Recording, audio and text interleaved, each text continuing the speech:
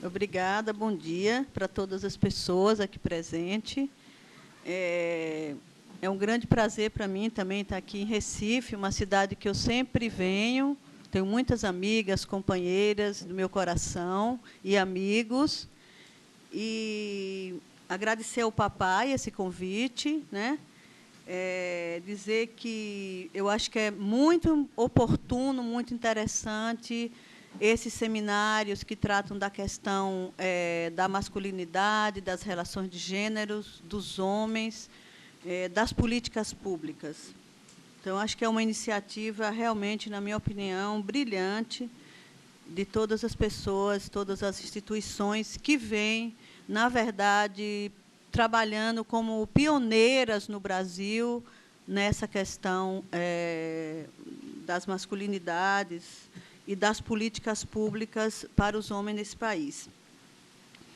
Quero dizer que a minha experiência, a minha expertise, a minha história de muitos anos é na área da saúde das mulheres. É onde eu tenho minha área de atuação, onde eu trabalho, onde eu leio mais, onde eu faço mais as minhas reflexões. Então, eu acho que, como a Sueli colocou, eu comentei com ela, para mim foi um grande desafio, né? Encontrei até a Margarete Arilha em São Paulo a semana passada, e Margarete falou, eu estou vendo o que é que eu vou falar. E eu disse, bem, você já tem uma história nesse campo.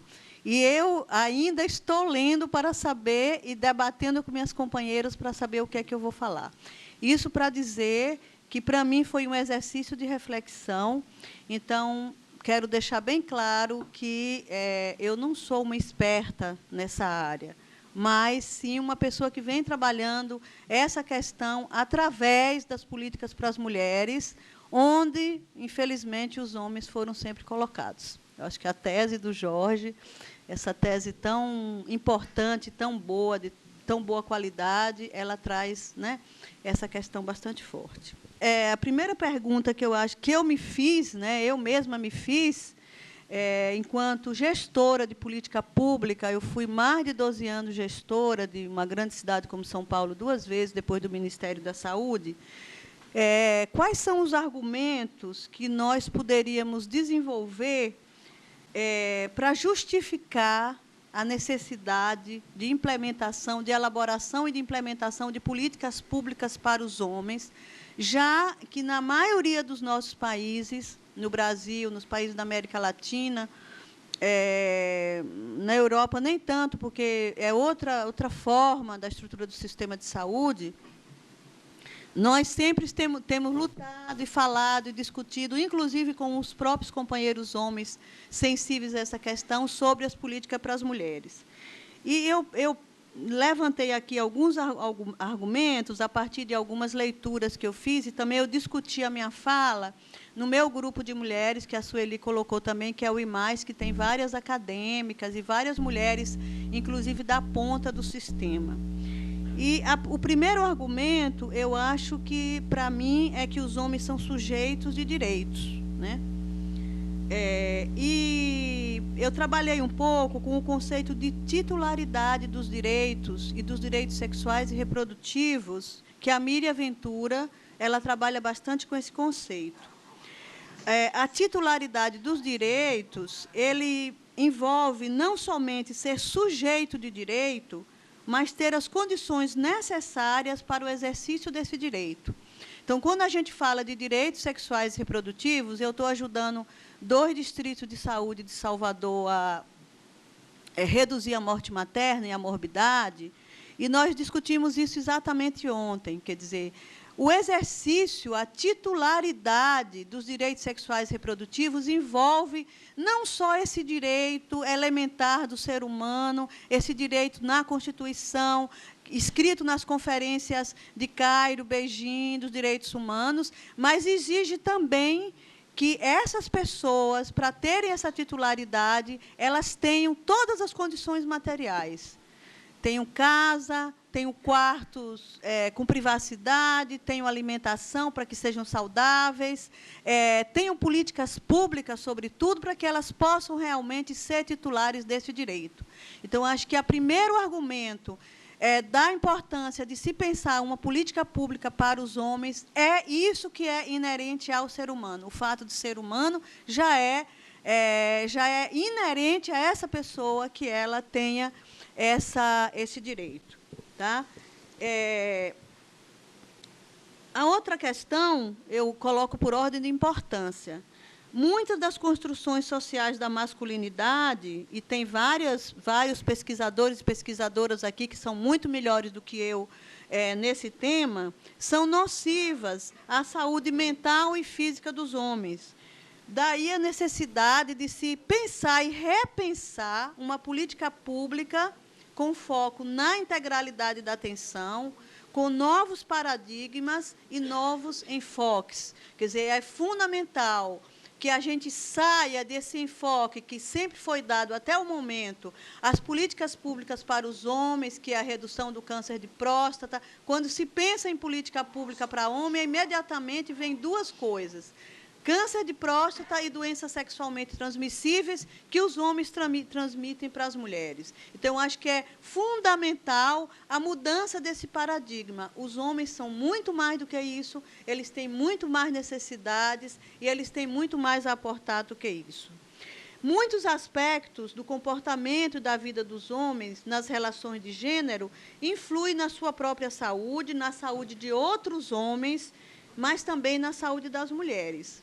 E aí eu acho que isso é visível e concreto em duas situações que eu levantei aqui junto com as minhas companheiras com quem eu refleti. Uma é na violência sexual dos homens com as mulheres e dos homens com os homens, na violência doméstica e nas doenças sexualmente transmissíveis e na AIDS. Eu acho que essas duas situações são emblemáticas desse comportamento e da violência também urbana que foi colocada já aqui na mesa anterior. A outra questão que eu acho que é fundamental a gente discutir quando a gente discute políticas públicas para os homens é que essa política deve ser tratada num contexto de equidade das relações de gênero em saúde. Então, tem uma grande pergunta que é: investir na saúde dos homens significa reduzir os financiamentos, os orçamentos, a prioridade da saúde das mulheres para a saúde das mulheres? Na minha opinião, não. Eu acho que isso é uma falsa pergunta, é uma falsa dualidade, é colocar a saúde das mulheres contra a saúde dos homens. Então, eu acho que essa é uma pergunta que eu encontrei vários artigos onde essas questões são colocadas. Quer dizer, como no serviço público não tem dinheiro para todo mundo, fazer uma política do homem significa o quê? Que a gente vai reduzir os financiamentos para a saúde sexual e reprodutiva das mulheres? Vai reduzir financiamento para a morte materna? Eu diria que não, que é uma falsa dualidade, certo? As mulheres e os homens têm que ter prioridades, têm que ser prioridades nas políticas públicas. Alguns dos estudos sobre os homens defendem, né, sobretudo os primeiros estudos, que a aceitação da masculinidade tradicional ou hegemônica, que ela supunha muito fortemente um aumento do risco físico para a saúde física e mental e um empobrecimento da vida emocional dos homens, né? Eu acho que quando a gente trata nesse ponto, eu acho que os homens, que é um lugar comum, eu não estou dizendo nada de novo, os homens, eles choram menos, eles se expressam menos, eles declaram menos o seu amor. E fala nisso, eu acho que eu fui brindada hoje no táxi, eu estava contando ali para a Sueli, que eu peguei um táxi e, de repente, o telefone celular do taxista tocou, e ele falou: oi, meu amor, tudo bem? Nossa, que bom, eu cheguei hoje muito cedo, você está me ligando essa hora. Poxa, você me abandonou, eu não lhe vi mais, você me disse que ia me encontrar ontem. Como eu sou seu noivo, eu não posso ainda lhe controlar, mas breve nós casaremos e eu vou fazer o maior controle com você, inclusive vou lhe amarrar na minha cama com uma corrente. Eu juro para vocês, eu não tirei nada e nem coloquei nada. Aí eu disse, puxa, eu mereço, entendeu? Até essa hora da manhã, com sono. Aí eu comecei a discutir com ele. Quando chegou aqui na porta do hotel, ele disse, que pena que a senhora tem que entrar, porque eu gostaria de conversar. Isso tudo é brincadeira, ele me falou. Então, eu acho que essa masculinidade, na verdade, ela tem consequências gravíssimas. E aqui em Pernambuco as pessoas também já falaram. Aumento de doenças, de acidentes com causas externas e internas também, né? E as revisões que eu li de algumas pesquisas realizadas nos Estados Unidos mostram as coisas que são realmente já bastante conhecidas do ponto de vista empíricas, né? Que os homens eles têm muito mais dificuldades de ter hábitos mais saudáveis do que as mulheres. Os homens têm muito mais dificuldade com esse autocuidado, com a prevenção e mesmo com a busca da ajuda, não só a ajuda para que alguém lhe escute, lhe ouça, lhe compreenda, mas também a busca ao serviço de saúde. E isso tem como resultado um maior índice de depressão, de cansaço, de estresse e reações cardiovasculares perante as situações de estresse, elas são muito maiores nos homens que têm esse tipo de comportamento, quer dizer, que é típico ainda dessa masculinidade hegemônica, do que dos outros homens que já começaram a refletir sobre sua situação, né? E esse comportamento, ele está basicamente ligado a 3 causas. As lesões não intencionais, os homicídios e os suicídios na faixa etária de 15 a 34 anos em diversos países. Eu fiz uma apresentação, um estudo para a Rede Feminista, onde eu apresentei a situação da saúde das mulheres no Brasil. As mulheres elas tentam muito mais suicídio do que os homens. A gente vê isso no gráfico. Só que as mulheres tentam por raticidas, inseticidas, e os homens eles tentam por meios muito mais agressivos. Então, apesar que as mulheres tentam mais o suicídio, os homens morrem dessa causa muito mais do que as mulheres, porque eles tentam por meios que são meios dos homens mesmo, com tiro, com armas de fogo, com facadas, né? Então, isso é exatamente um reflexo. E esses dados, eles são, nos Estados Unidos também, os estudos mostram esse mesmo perfil epidemiológico. Esse comportamento definido culturalmente como masculino, não são comportamentos saudáveis, certo? E por todas essas razões que eu já coloquei aqui. Na verdade, essa cultura, né, coloca que mesmo os homens que constroem a sua subjetividade e a sua identidade com alguns valores da feminilidade, do feminino, eles são discriminados, eles são criticados, eles não são entendidos. Então, acho que é uma situação bastante forte também, e eu acho que por isso é tão positivo que os homens comecem realmente a se organizar para trabalhar essas questões. E toda essa situação se reflete na busca dos homens pelo serviço de saúde. Os homens buscam muito menos o serviço de saúde, todos os estudos mostram isso. Inclusive, quando a gente retira das análises da busca dos serviços de saúde, sobretudo do serviço de saúde sexual e reprodutiva, as consultas das mulheres nessa área.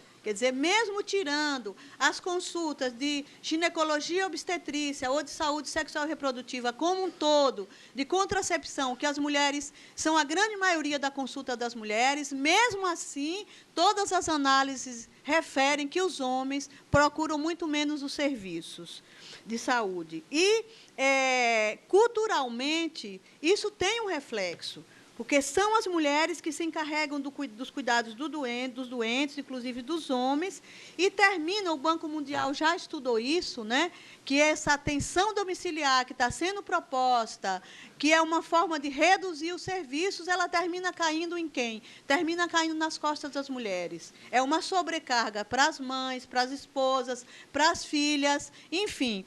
Os homens, eles não sabem nem cuidar e nem serem cuidados. Eles não aprenderam. E eu acho que cada um e cada uma de nós aqui tem essa experiência de ficar doente em casa, e quando o companheiro fica doente, a gente imediatamente se volta e cuida. E os homens, eles têm muita dificuldade, eles não sabem, eles ficam com 20 mãos, eles não sabem como fazer com esse cuidado.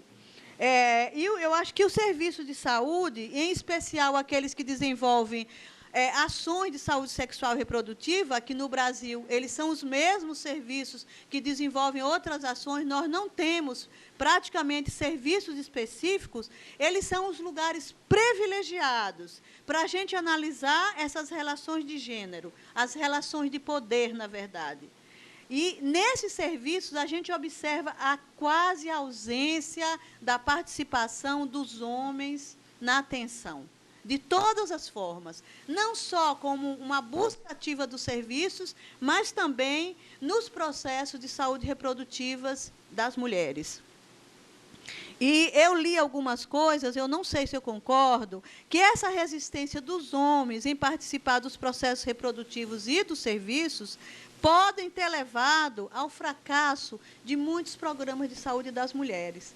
Porque quando a gente trabalha, por exemplo, a questão da prevenção da AIDS, a gravidez indesejada, e outras questões da violência, se os homens também não forem trabalhados, não forem sensibilizados, esses programas eles podem ir ao fracasso. Eu não sei se isso é 100%, porque eu acho que é condicionar muito a autonomia das mulheres ao papel dos homens. Eu não tenho claro, isso mexe muito comigo como uma antiga feminista, mas eu tenho que reconhecer que essa participação é importante. Eu acho que isso é um lugar de discussão.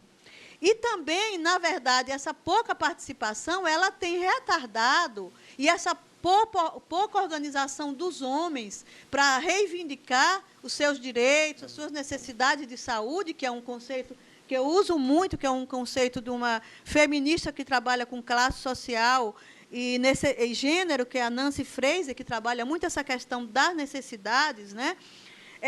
De criar as próprias políticas dirigidas aos homens. O Ministério da Saúde começou, desde 1995, 96, a trabalhar essa questão, mas eu gostaria de primeiro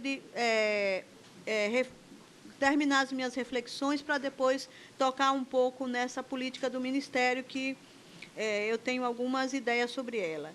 E aí eu acho que a gente poderia se perguntar a que se deve a ausência dos homens no serviço de saúde e, sobretudo, nos serviços que desenvolvem ações de saúde reprodutivas.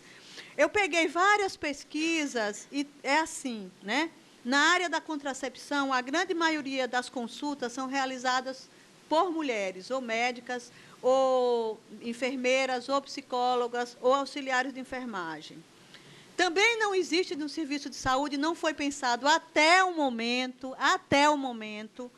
um espaço específico para a consulta dos homens. Não existe isso. Como também os espaços de consulta das mulheres são ainda muito precários, muito ruins, muito desqualificadores. Eu tenho visitado algumas maternidades em Salvador e cada dia eu estou mais chocada com como elas são feias, como elas são sujas, como elas são não acolhedoras. Então, isso é uma questão do serviço, mas a verdade é que ou a consulta para ver se tem algum problema na próstata, ou não existe lugares que sejam lugares acolhedores, humanizados para essa consulta. Na questão da contracepção, tem uma mensagem muito clara, gente, que é dada pela sociedade, pelos serviços, pelos homens também. Quer dizer, o cuidado em torno da regulação da fecundidade é um tema das mulheres. Então, mesmo nessa questão da contracepção, que envolve homens e mulheres, com exceções, evidente, tem as práticas de reprodução humana assistida, as mulheres não precisam mais dos homens para serem mães, né? Tem muitas mulheres que utilizam essas práticas de várias maneiras, mas tem outras mulheres que também, para terem os seus filhos, têm os seus companheiros que são filhos desse casal, certo? Então, mesmo nesse caso, ainda a contracepção é uma questão feminina. E aí eu fiquei pensando e tive muita dificuldade. O que seria uma consulta masculina? O que seria uma consulta se me pegassem para colocar, me botassem numa sala, eu que faço tanta consulta com mulheres, e entrasse um homem? Então, eu comecei a pensar sobre isso. Seria a famosa consulta de prevenção de câncer de próstata?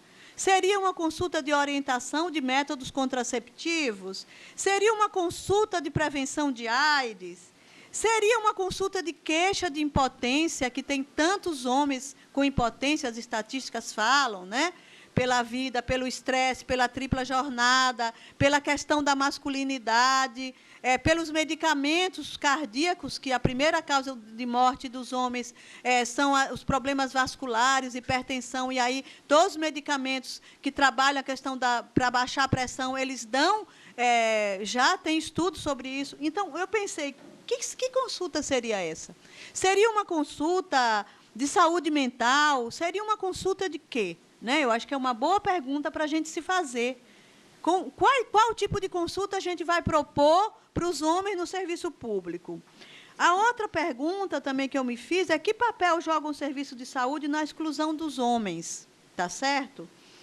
E tem, assim, eu encontrei para mim algumas respostas.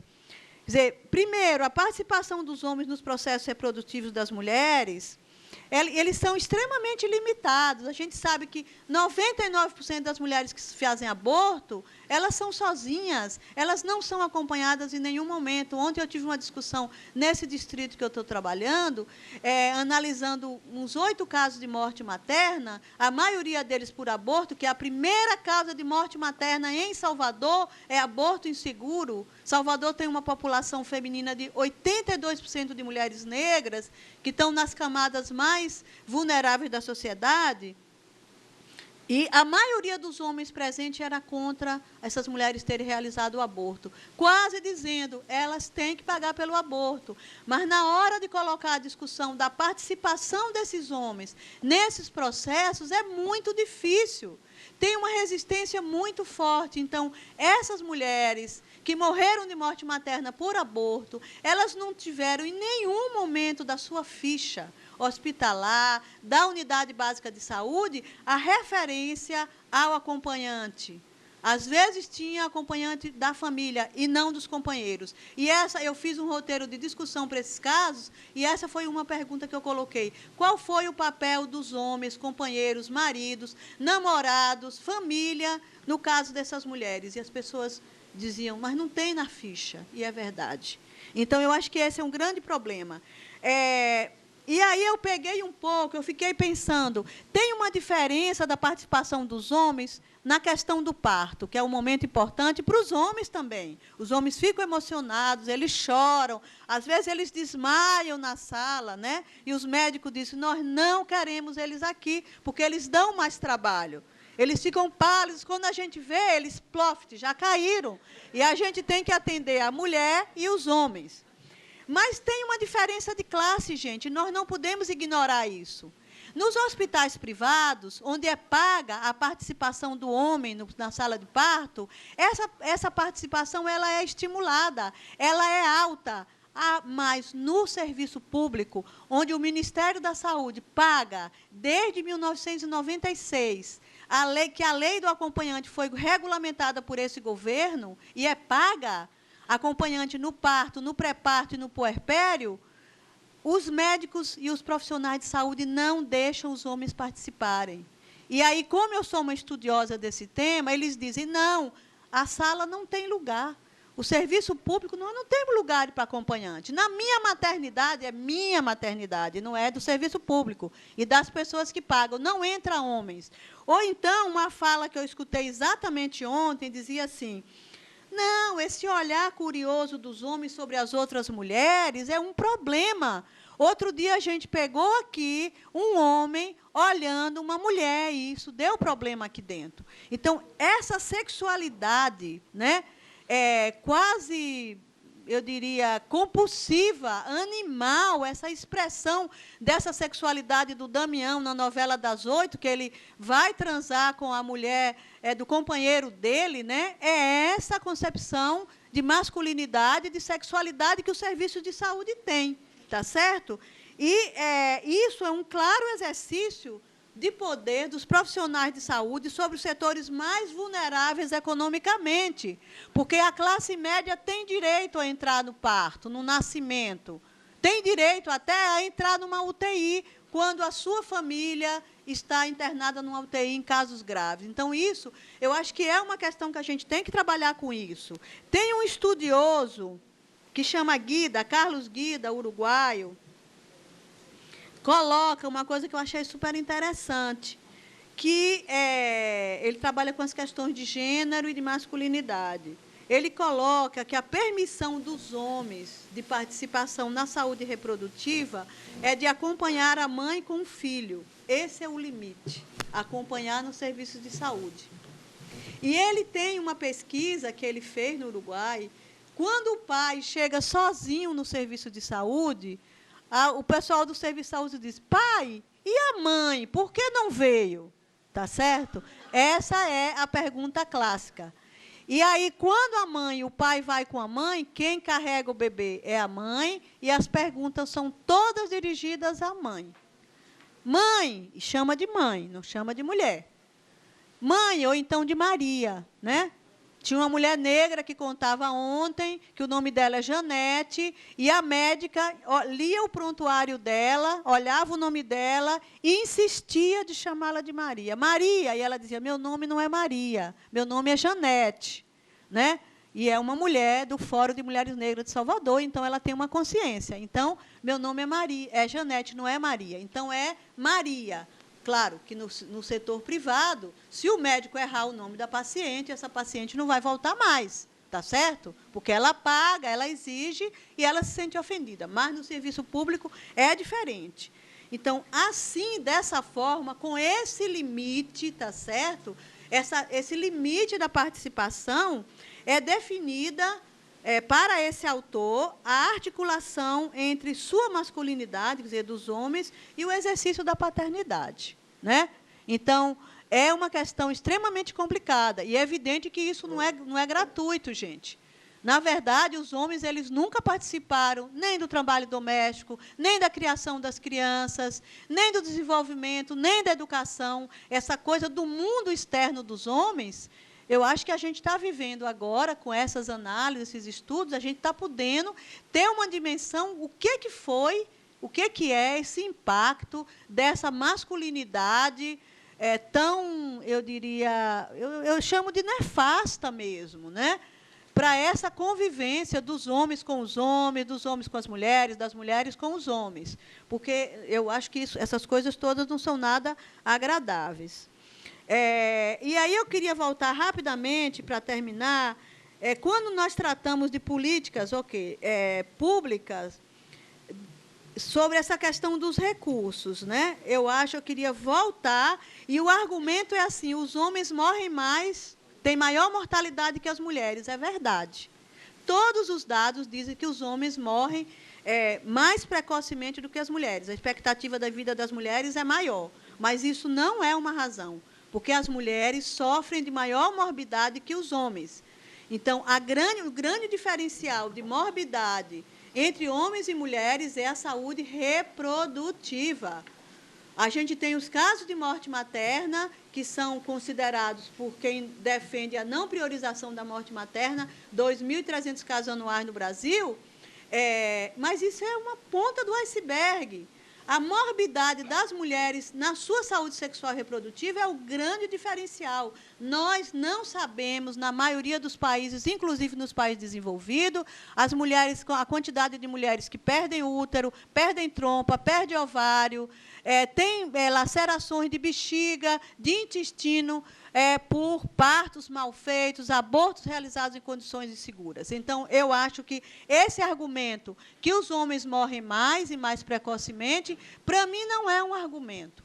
Eu acho que isso não pode ser usado para se tentar reduzir as políticas públicas, os financiamentos e a prioridade da saúde das mulheres. Nós temos que encontrar uma forma que os homens sejam corretamente atendidos, como sujeitos de direitos que eles são na sociedade, sem ter que colocar essa dualidade, essa briga entre os recursos para homens e para as mulheres. Além do mais, eu acho que esse argumento ele concede muito mais importância aos fatores biológicos. Eles não tratam, por exemplo, os processos sociais das mulheres e dos homens, a opressão, o patriarcado, a violência, os baixos salários das mulheres, a tripla jornada, que interferem na sua saúde e no seu bem-estar.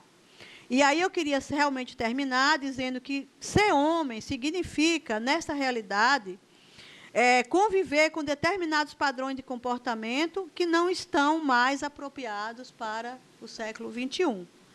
A sexualidade é uma questão sempre pessoal, própria, íntima, porém ela é também cultural, social e política.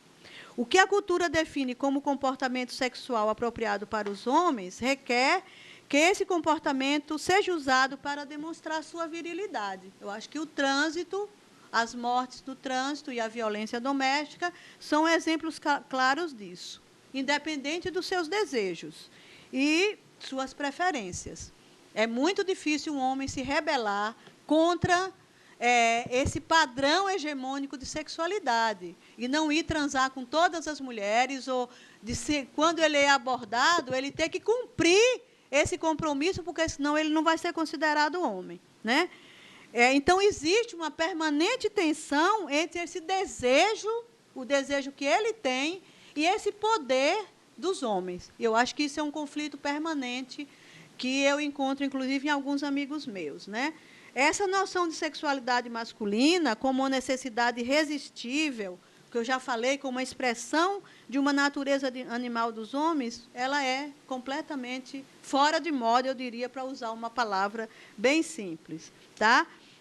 Eu acho que as mulheres deram largos passos, o movimento de mulheres se organizou e a gente tem conseguido muitas coisas. A gente observa uma tentativa realmente de mudança, de uma parte não depreciativa, de uma parte grande dos homens, que se colocam questões tais como é que eu posso ser homem atualmente? Como eu posso ser pai? Como eu posso exercer minha autoridade sobre os meus filhos sem me tornar autoritário? Eu conheço homens que estão se fazendo essas perguntas. Eu acho também que existe um vazio, uma falta de significados, né, que se acentuam à medida que essas questões são colocadas. Um certo mal-estar masculino, né, que a gente vê em alguns homens, que pode ser muito positivo para essas mudanças, e, a partir daí, nós podemos realmente avançar nessas relações de poder, que não são só dos homens com as mulheres, como a Lourdes colocou aqui muito bem, são dos homens, sobre outros homens, são das classes sociais. Então, foram essas as minhas contribuições. Eu acho que foi um exercício muito bom para mim, eu li bastante e levei também para esse grupo, com quem são minhas companheiras de discussão. Eu acho que talvez, depois desse seminário, eu tinha uma certa dificuldade, eu assumo, de dizer, eu não quero trabalhar com homens, porque tantos anos ouvindo a opressão, o patriarcado, a violência, né? Você termina atendendo mulheres que sofreram violência, atendendo mulheres morrendo por aborto. Eu acho que eu assumo, e talvez é a primeira vez que eu falo isso, eu acho que eu falei aqui para uma pessoa, quando me entrevistou, eu acho que eu tinha, sim, um pouco essa ideia, que os homens são maus, os homens são perversos, né? E eu acho que eu carreguei isso durante um bom tempo da minha vida. E eu comecei a refazer um pouco essa minha história, e eu queria agradecer esse convite, muito do fundo do meu coração, porque ele me permitiu ler muita coisa. Eu fiquei nos últimos dias lendo muito sobre isso e levar essa discussão para minhas companheiras também, que não tinham muito essa reflexão sobre isso, e são doutoras da Universidade da Bahia, de núcleos que trabalham com relações de gênero. Então, muito obrigada e estou à disposição.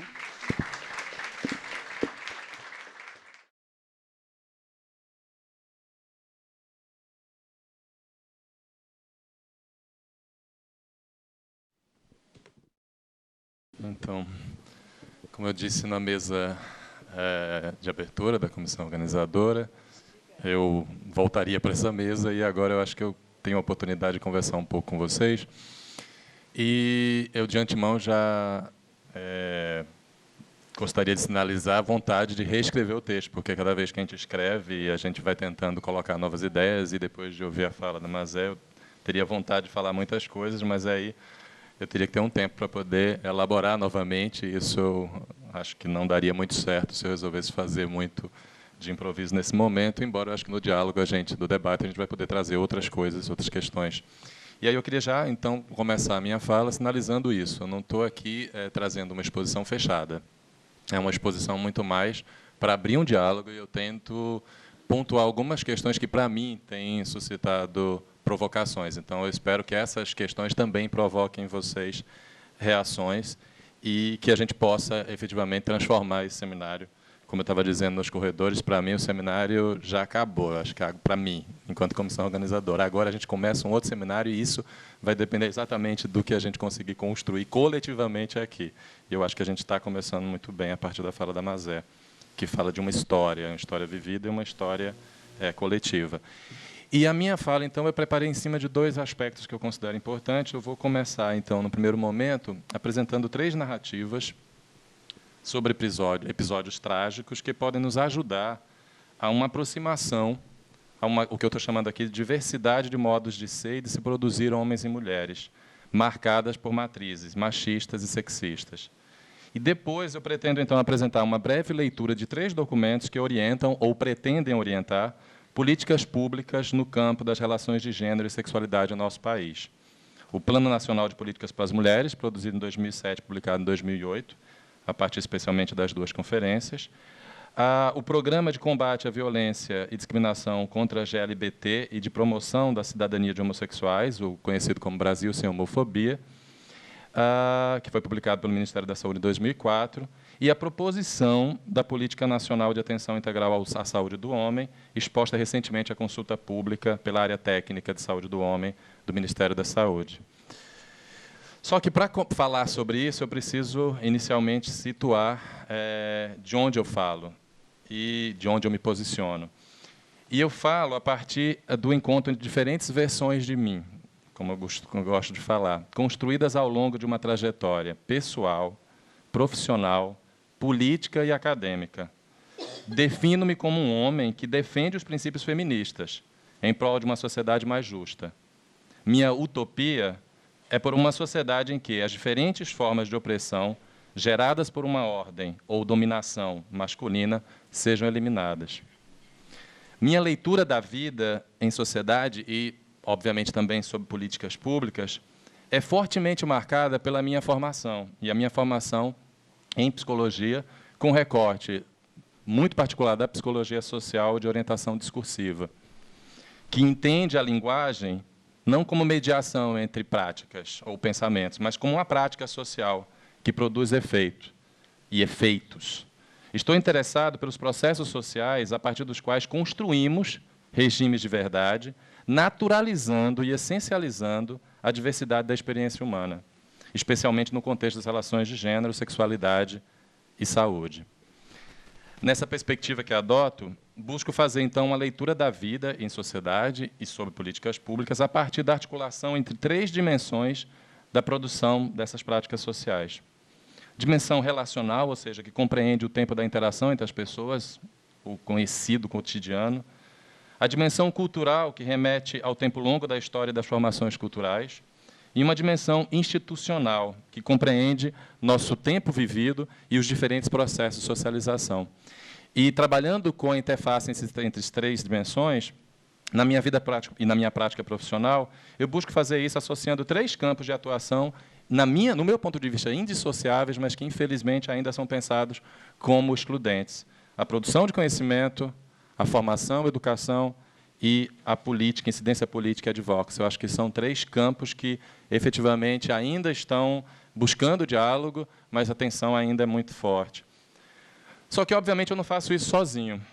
Em diferentes encontros da mesma ordem, pessoais, profissionais, políticos e acadêmicos, temos produzido um conjunto de ideias e práticas com o objetivo de produzir novos, ou pelo menos outros conhecimentos, que contribuam para a construção de uma sociedade mais justa, na qual as relações de gênero possam ser menos opressoras e rígidas. Enfim, que sejam mais criativas, ou, pelo menos, sejam mais abertas à criatividade. E aqui eu falo, então, na primeira pessoa do plural, que quando estamos falando, então, nesse encontro, eu estou me referindo aqui especialmente ao trabalho coletivo que vem sendo desenvolvido pelos homens e mulheres que integram o Instituto Papai, o Núcleo de Pesquisas em Gênero e Masculinidades da UFPE, o Promundo, Margens e a própria Rede de Homens pela Equidade de Gênero. Dialogando com homens e redescrevendo masculinidades, temos buscado contribuir para uma transformação não apenas de práticas, que a gente considera pouco, mas principalmente de símbolos, que certamente influenciarão práticas. A transformação cultural e simbólica é nosso desafio maior, nosso não-lugar, talvez a nossa utopia, aquilo que nos move. E, para isso, precisamos concentrar esforços não na busca de definição de estilos de vida mais saudáveis ou de tipos masculinos mais positivos. Precisamos, sim, rever os modelos de socialização que valorizam, promovem, alimentam essa matriz sexista e machista que exclui e ou limita possibilidades. Para isso, é preciso reconhecer que essa história também é mais longa do que as nossas próprias vidas. O interesse pelo trabalho com homens e ou sobre masculinidades, nosso foco de interesse nesse encontro, tem origem particularmente na década de 1960, mais precisamente a partir da consolidação do movimento feminista, que promoveu um exame crítico e tomada de posição diante das assimetrias sociais baseadas na diferenciação sexual, mas também os movimentos gay e lésbico, que, ao lutar por sua visibilidade, exigiram novas reflexões sobre a sexualidade, que passou, então, a ser compreendida como campo político, público, ou, mais precisamente, de políticas públicas, e como campo, então, do direito. Ao procurarem definir, então, de modo amplo, seu espaço na política, na economia e na vida cotidiana, mulheres e homossexuais organizaram-se para contestar a discriminação que sofriam, propondo, ou pelo menos nos impulsionando a pensar sobre outras mentalidades, outros comportamentos, outras perspectivas. Enfim, outras palavras para as relações entre os sexos, questionando, sobretudo, o poder baseado na diferenciação sexual forjada. Portanto, o primeiro aspecto importante que devemos considerar é que a história política e acadêmica das feministas, gays e lésbicas tem uma influência direta na forma como as ideias sobre masculinidade se constituíram ao longo das últimas décadas, gerando a possibilidade, então, de pensar hoje uma política de atenção integral aos homens na saúde. Além disso, é preciso ler com atenção e crítica as proposições teóricas e políticas voltadas aos homens, produzidas de forma mais sistemática a partir da segunda década de 1990. Buscando produzir uma organização dessas produções, especialmente aquelas publicadas entre 1995 e 2002, Robert Connell, hoje Raewyn Connell, Jeff Earne e Michael Kimmel publicaram em 2005 um handbook de estudos sobre homens e masculinidades, um livro tentando abarcar a produção nesse período de 1995 a 2002, no qual, então, eles abordam o que eles denominam como o desenvolvimento do campo de pesquisas e ações voltadas aos homens e às masculinidades, focalizando o modo como os estudos e pesquisas e ações políticas têm construído esse campo, desde um olhar mais global e amplo até uma expressão mais íntima e pessoal. Este, assim denominado por eles campo, é, segundo esses autores, construído a partir de produções que apresentam objetos distintos. E eles falam claramente de objetos distintos. E sinalizam 4. Primeiro, a organização social das masculinidades em suas inscrições e reproduções locais e globais. Um segundo, pensando a ideia, a compreensão do modo como os homens entendem e expressam identidades de gênero. Um terceiro fala especificamente sobre as masculinidades como produtos de interações sociais dos homens com outros homens e com mulheres, ou seja, as masculinidades como expressões da dimensão relacional de gênero, que apontam expressões, desafios e desigualdades.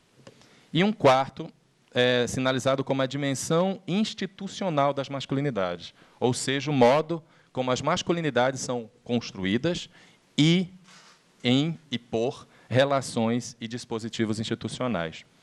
Os argumentos, então, que eu busco desenvolver nesse diálogo se situam particularmente entre esses dois últimos, entendendo a masculinidade como construção dentro de uma dimensão relacional e, ao mesmo tempo, produzida a partir de processos institucionais diversos. ou seja, na medida em que consideramos as políticas públicas em saúde como um campo de relações interpessoais e institucionais que se organizam em dispositivos e relações de poder e que marcam posições de sujeito e modos de ser e de saber e de fazer. Isso posto, então, gostaria de dialogar sobre as 3 narrativas sobre as quais eu mencionei no início, que podem nos ajudar a compreender um pouco, ou pelo menos nos aproximar de uma compreensão acerca das condições de possibilidades de ser homem e ser mulher em nossa cultura. Eu denominei a primeira narrativa de que diferença da mulher o homem tem. E, na tentativa de pensar um outro título adicional a esse, seria do sexo dos anjos ao conceito plural de gênero. Em 2002, eu tive acesso a uma matéria publicada pela Folha de São Paulo, em agosto daquele ano, que trazia como título Promotoria dificulta a cirurgia sexual do bebê. No chapéu da matéria, a chamada dizia: no Distrito Federal, crianças com má formação de órgãos sexuais precisam esperar por autorização do Ministério Público para fazer correção. Segue-se a matéria. Crianças que nascem, o texto da matéria diz assim: crianças que nascem no Distrito Federal com má formação dos órgãos sexuais, que pode, inclusive, impossibilitar a definição do sexo do bebê, precisam esperar pela autorização do Ministério Público para se submeter a uma cirurgia corretiva. A má formação atinge, em média, 1 a cada 16 mil bebês nascidos no país. A ambiguidade genital, ou a má formação, tem o tratamento pago pelo Sistema Único de Saúde, em todo o país. Uma equipe multidisciplinar avalia o bebê e, segundo a matéria, com o apoio da família, identifica o sexo para realizar a cirurgia. Em 2001, instalou-se, então, uma grande polêmica quando o promotor de Aulas Ribeiro, da Promotoria de Defesa dos Usuários dos Serviços de Saúde, produziu uma recomendação específica que impede a intervenção cirúrgica sem autorização prévia da promotoria, o que, segundo a matéria, estaria atrasando o tratamento dos pacientes. Pois, entre aspas, desde que entrou em vigor, a promotoria autorizou apenas 2 casos. Muito pouco, segundo a matéria, quando comparado ao Hospital das Clínicas de São Paulo, que realiza 20 cirurgias corretivas por ano. Mais adiante, a matéria apresenta alguns depoimentos de especialistas. A cirurgiã pediatra do Hospital Universitário de Brasília, Mércia Rocha, defende que as correções sejam feitas, e esses termos eu estou repetindo, porque são exatamente os termos utilizados na matéria. As correções devem ser feitas antes de o paciente completar 2 anos. Ela diz que, segundo a matéria, no caso, eu sempre faço referência à matéria, porque eu não dialoguei diretamente com ela, isso é uma produção discursiva do texto jornalístico, defende, então, que as correções, a Mércia defende que as correções sejam feitas antes de o paciente completar 2 anos. Ela diz, segundo a matéria, que existe uma outra linha de pensamento, na qual a promotoria se apoia, que defende a correção quando a criança tiver maturidade para definir o sexo a que pertence. Para ela, essa conduta não é adequada. O que vemos na prática é que essas crianças não são aceitas pela sociedade, são chamadas de macho-fêmea. Em outras palavras, o que se propõe aqui, no impasse entre um corpo indefinido e uma cultura intolerante, é que se mude o corpo. Cultura não se transforma, porque isso levaria um tempo muito maior. A intervenção pública aqui é claramente reguladora, normatizadora.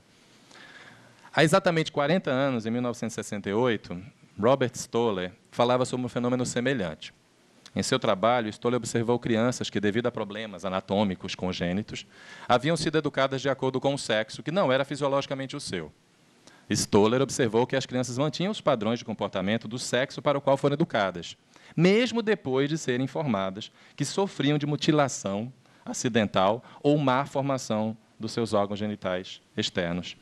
Stoller hoje é conhecido e reconhecido por vários autores e autoras como um dos primeiros pesquisadores a empregar o conceito de gênero, para falar exatamente a partir dessa narrativa, que surge, então, nas ciências humanas e sociais, como uma tentativa de ampliar a compreensão das relações entre os sexos, apoiando-se não na ideia de que existe a existência de homens e mulheres, mas entendendo homens e mulheres, masculino e feminino, como produções, como construções, especialmente em termos das relações entre ambos e do contexto sócio-histórico mais amplo, em que coexistem outras categorias, tais como raça, etnia, idade, geração e classe social. parece que ainda estamos longe de pensar políticas públicas que possam superar a dualidade masculino e feminino, mesmo quando elas se dizem de gênero. Às vezes, elas se dizem, inclusive, políticas de gêneros. E aqui, como nos adverte Sônia Correia, gêneros não são pensados... aqui, os gêneros são pensados apenas como dois, quase reproduzindo a lógica gramatical de masculino, dois gêneros, masculino e feminino, e não pensando o gênero como multiplicidade. Ao mesmo tempo, é importante reconhecer que a leitura sobre o sistema sexo-gênero, aqui adotada, não reifica a dicotomia natureza-cultura, como natureza, sexo, cultura, gênero, mas busca compreender os usos e efeitos que práticas sociais, especialmente no campo das políticas públicas, produzem a partir do exercício constante de oposição entre dois sexos. Apostamos, ao contrário, na complexa teia que define as relações de gênero, que nos aponta mais para a diversidade do que para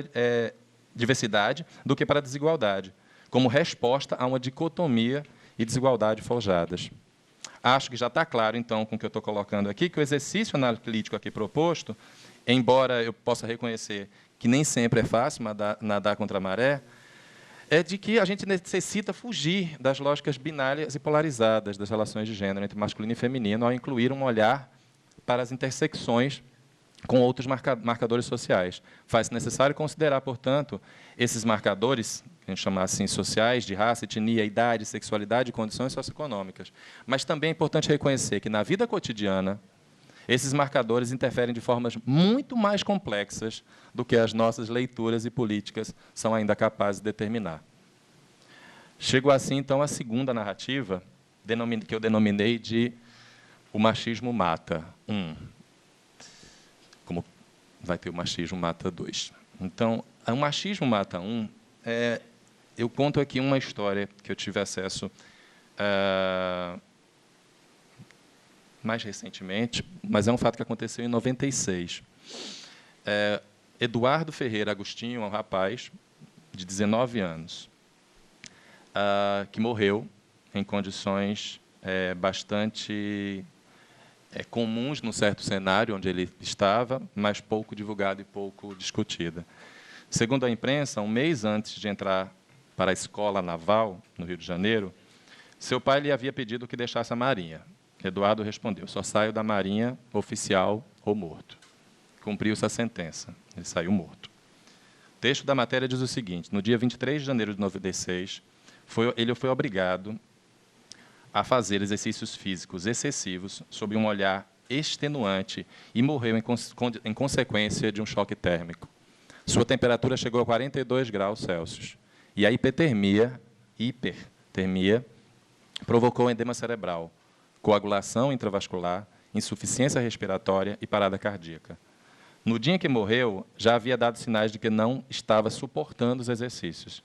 Desmaiou e o instrutor limitou-se a comentar: esse tem mais é que morrer. Um fraco não pode ficar entre a gente.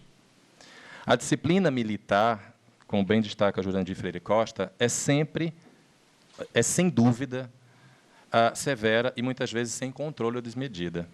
Mas acidentes desse tipo também ocorrem na vida civil. E só ocorrem porque estão virtualmente inscritos na crença dominante de que é assim que se faz um homem. Quartel, escola, casa, rua, bares, albergues, mosteiros, prisões, guerra, etc. Pouco importa o lugar. O que importa são os recorrentes mecanismos de brutalidade constitutivos do tornar-se homem.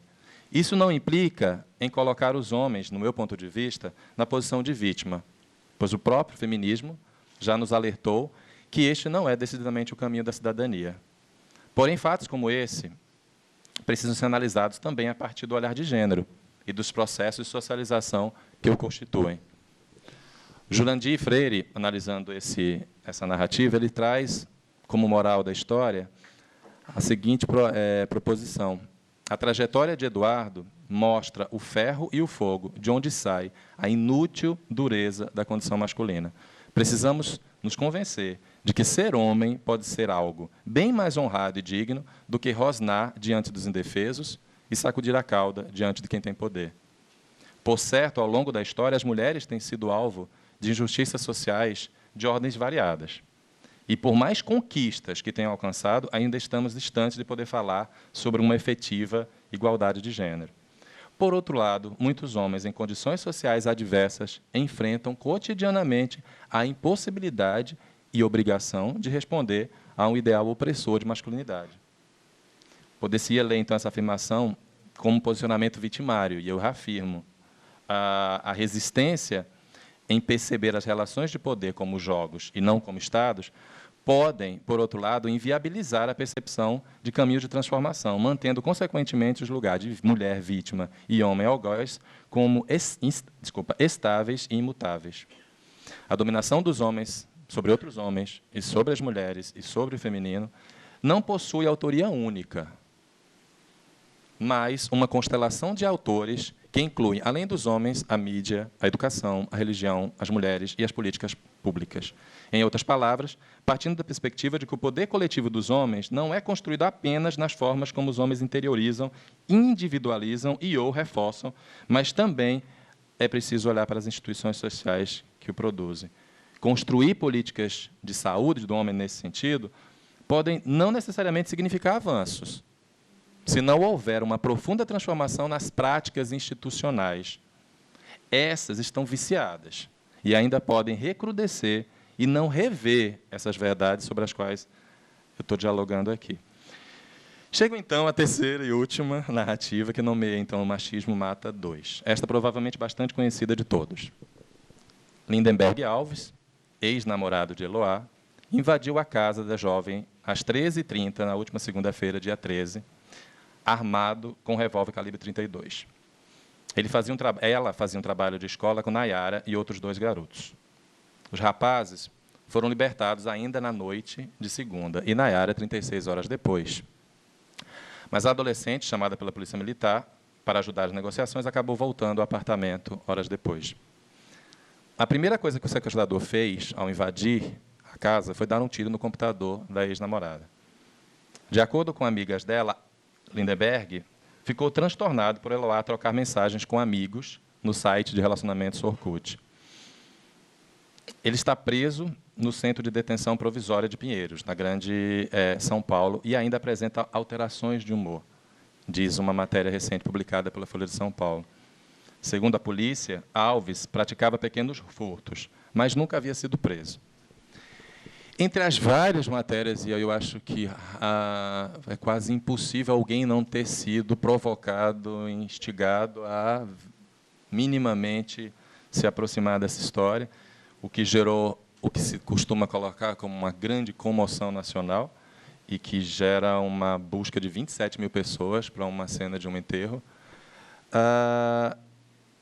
No conjunto dessas matérias, esse material produzido, uma em especial chamou minha atenção. A matéria foi publicada pelo site Mediacom, e em seu texto trazia a seguinte análise, e aí eu vou ler o texto da matéria. A chamada era Ciúmes. De acordo com o relato de parentes e da polícia, o rapaz invadiu o apartamento no Jardim Santo André motivado por ciúmes. Um dos adolescentes, que também foi feito refém, disse que o homem chegou nervoso ao local. Ele disse que ela ferrou com a vida dele, porque ela terminou, mas ela terminou e não quis voltar. Disse que ficou um mês atrás dela e que, se não ficasse com ele, não iria ficar mais com ninguém. Se ele não poderia tê-la, ninguém mais teria. Na tarde de quarta-feira, dia 15, o Lindenberg afirmou em entrevista por telefone ao SPTV que pretendia libertar a adolescente de 15 anos, mas tinha intenção de avisar quando isso acontecia. Não precisa, entre aspas, citação da fala dele, não precisa avisar, porque eu liberei 3 pessoas e não aconteceu nada demais. Por que eu vou mudar de plano? Não vou dar hora nem momento. Vai acontecer e pronto, disse ele por telefone. Lindenberg, que se mudou da Paraíba para a capital paulista com a família ainda pequena, contou que tentou conversar com a jovem, mas ela sempre virava as costas e me deixava falando, sozinho. Ele foi descrito, então, por vizinhos do conjunto habitacional, onde também mora, no Jardim Santo André, como uma pessoa ciumenta. Garantiu que não queria mais voltar com a ex-namorada, mas, ao mesmo tempo, sentia muita falta dela. Entre aspas, novamente, fala dele, eu tinha deixado bem claro para a família dela, não queria voltar, só queria ter uma conversa, e ela nem sequer isso aceitava. A matéria segue dizendo o seguinte: a promotora de eventos, Sueli e Daphne, aí todos se tornam íntimos participantes dessa cena, desse cenário. Amiga das vítimas, que acompanhou de perto o drama das famílias, e das meninas em especial, em frente ao prédio, descreveu o jovem como uma pessoa possessiva e ciumenta. Segundo ela, a briga, ocorrida há 1 mês e meio, foi motivada por ciúmes.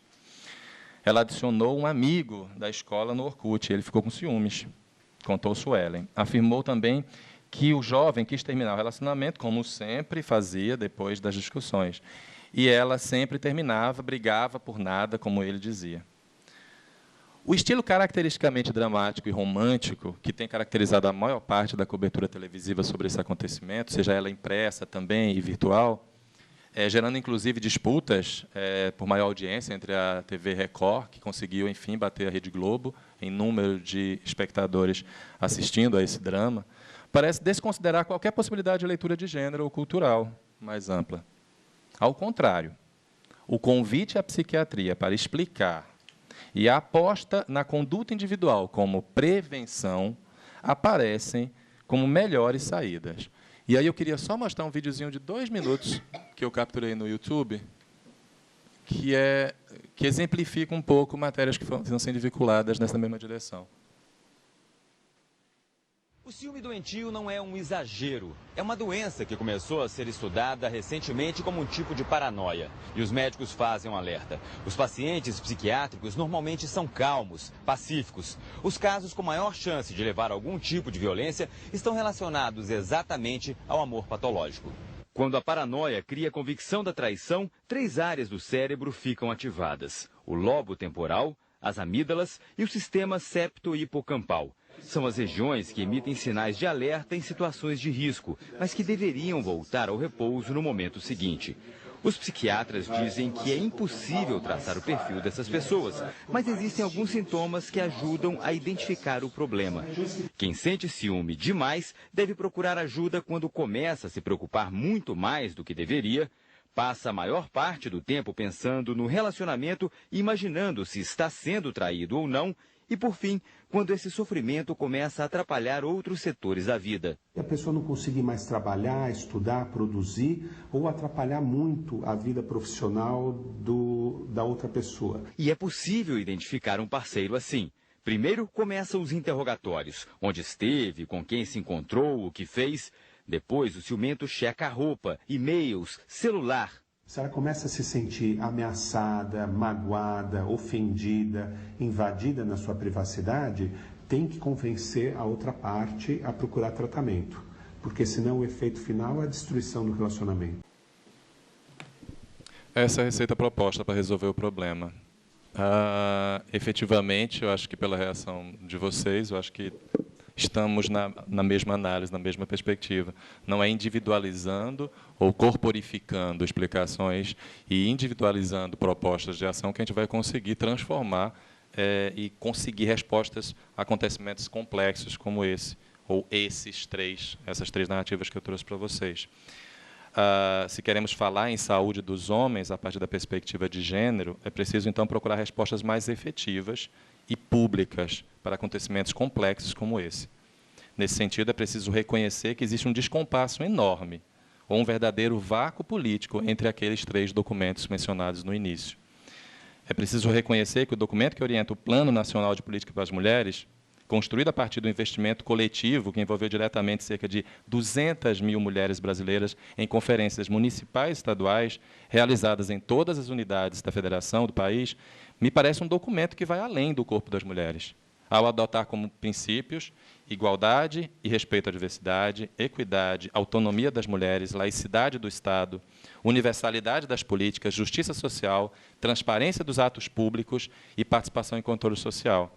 Da mesma forma, o Programa de Combate à Violência e Discriminação contra LGBT e de Promoção da Cidadania de Homossexuais, Brasil Sem Homofobia, avança para além da catalogação de identidades e aponta como princípio a inclusão da perspectiva da não discriminação por orientação sexual na formulação e implementação de políticas públicas, reafirmando que a defesa, a garantia e a promoção dos direitos humanos incluem o combate a todas as formas de discriminação e de violência e que, portanto, o combate à homofobia e a promoção dos direitos humanos de homossexuais é um compromisso do Estado e de toda a sociedade brasileira.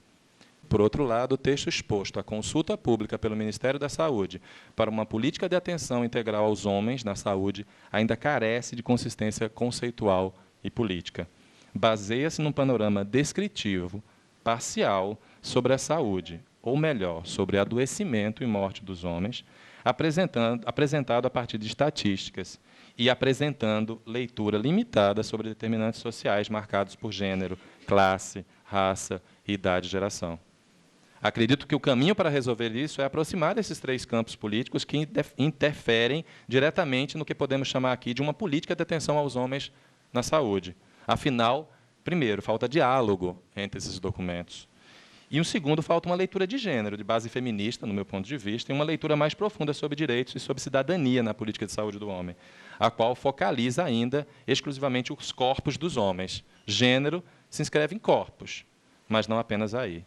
Diante de tudo isso, então, que eu disse aqui para vocês, quero finalizar reafirmando que é preciso romper com os modelos explicativos que, via de regra, reafirmam a diferença e que nos propõem somente a explicar como ou por que as coisas são assim, mas não apontam contradições, fissuras, rupturas, brechas, frestas, que nos permitam visualizar caminhos de transformação progressiva e efetiva. É preciso apostar em novas construções políticas que resgatem o caráter plural, polissêmico e crítico de algumas leituras feministas que caracterizam e que acreditam em transformações profundas e não apenas na aparência. Obrigado.